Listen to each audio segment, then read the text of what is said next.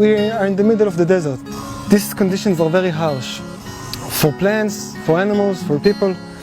And when you live here, you start to appreciate everything. Like every small plant, every drop of water is becoming more important and is more valuable. Desertification is a phenomena which affects large tracts of our planet. It covers almost 40% of our surface. An area which was productive turns into a barren area in which crops will not grow, and therefore it looks like a desert. We are standing here in an area where the total annual precipitation is 100 millimeters. That is very, very little. Still, 2,000 years ago, civilization flourished in the area, that were the Nabateans.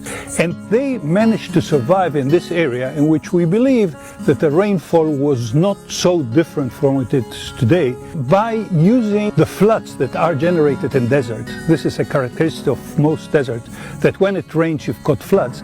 And they diverted the floods into plots, like the one that we are standing by, in which the water was concentrated, left to percolate into the soil, and then crops could grow. We store the water in the soil, it percolates deep, and only the roots of the trees can take up this water. The water will not evaporate back into the surface.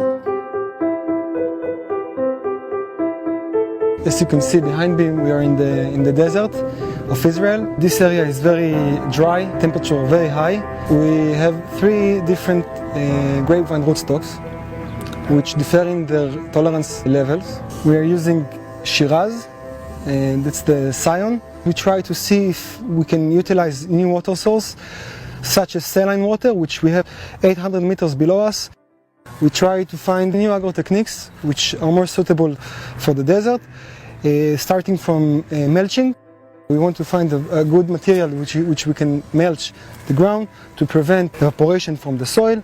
Second, all this vineyard is irrigated by a subsurface drip irrigation system. All the drippers, all the pipes are buried 30 centimeters below the surface. The third thing that we try to find is new trellising techniques, which will improve the light penetration to the canopy to improve the quality of the grapes at the end.